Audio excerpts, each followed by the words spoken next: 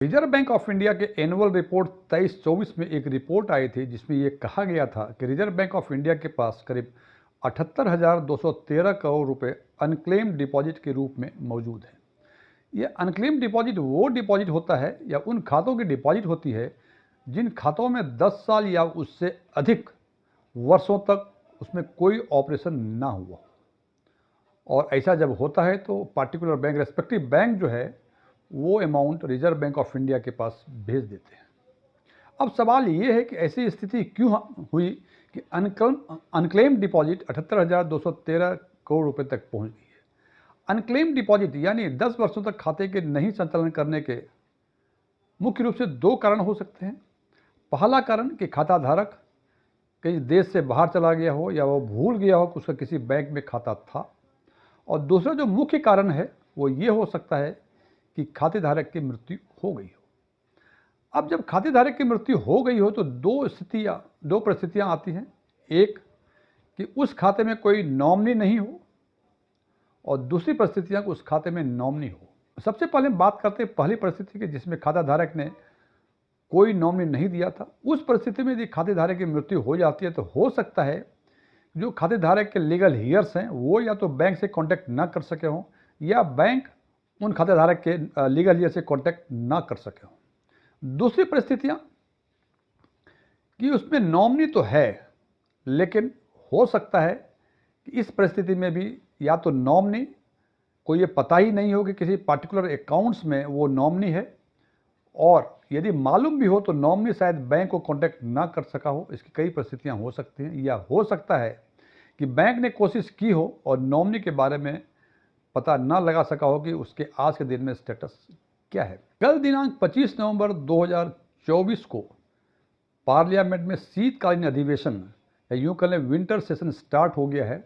और इसमें banking regulation act में एक संशोधन का भी प्रस्ताव है। और यदि इस प्रस्ताव में संशोधन हो जाता है, इससे बैंक की समस्याओं के साथ साथ जमाकर्ता की मृत्यु होने के बाद भी उनके लीगल ईयर्स या नॉमिनी की भी कई समस्याएं हल हो जाएंगी। एस्ट्रॉन टैक्समैन के नए वीडियो में आपका एक बार फिर से स्वागत है।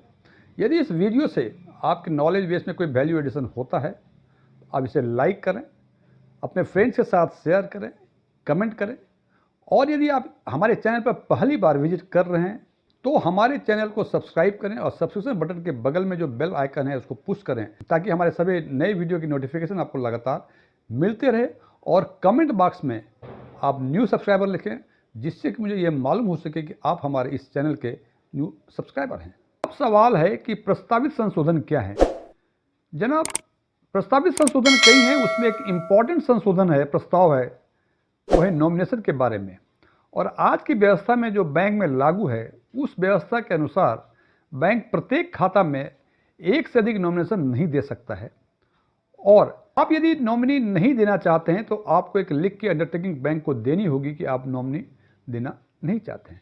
लेकिन इस प्रस्ताव के अनुसार नॉमिनी की संख्या एक से अधिक हो सकती है और इसकी अधिकतम संख्या 4 हो सकती है।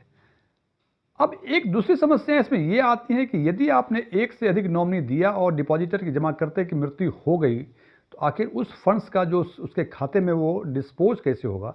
इसके लिए जब भी आप एक से अधिक नॉमिनी देंगे, बैंक अगला सवाल पूछेगा कि ये सक्सेसिव नॉमिनेशन है या कंकरेंटली। सक्सेसिव नॉमिनेशन का मतलब यदि एक से अधिक दिया आपने, for example A B C 3 दिया, तो जो हायर इन ऑर्डर होंगे यानी ए बी सी जमाकर्ता की मृत्यु के बाद ये तीनों जिंदा हैं तो वो रकम केवल ए को मिलेगी, और ए यदि नहीं होंगे तो बी को मिलेगी, और बी भी नहीं होंगे तो वो सी को मिलेंगी। और जैसा कि आप जानते हैं नॉमिनेशन का इशू तभी आता है जब जमाकर्ता की मृत्यु हो जाती है। उसके पहले जमाकर्ता होल एंड सोल है और नॉमिनी का कोई रोल नहीं होता। तो ये होगी सक्सेसिव नॉमिनेशन। दूसरा प्रोविजंस है, यदि एक से अधिक नॉमिनी आप देते हैं वो एक कंकरेंट या कंकरेंटली नॉमिनेशन। इसका मतलब यदि आप एक से अधिक नॉमिनी देते हैं तो प्री डिटरमाइंड वे में जमाकर्ता की मृत्यु के बाद उनको शेयर, उसके जो प्री डिटरमाइंड शेयर होंगे उसके हिसाब से बैंक वो रकम उन नॉमिनीज को दे देगी और बैंक अपनी लायबिलिटी से डिस्चार्ज हो जाएगी। उदाहरण के तौर पे यदि किसी जमाकर्ता ने ए और बी 2 नॉमिनी दिए और जमाकर्ता की मृत्यु हो गई, और जब नॉमिनी दे रहे थे तो उन्होंने लिखा था कि ए को 40% और बी को 60% मिलेगा।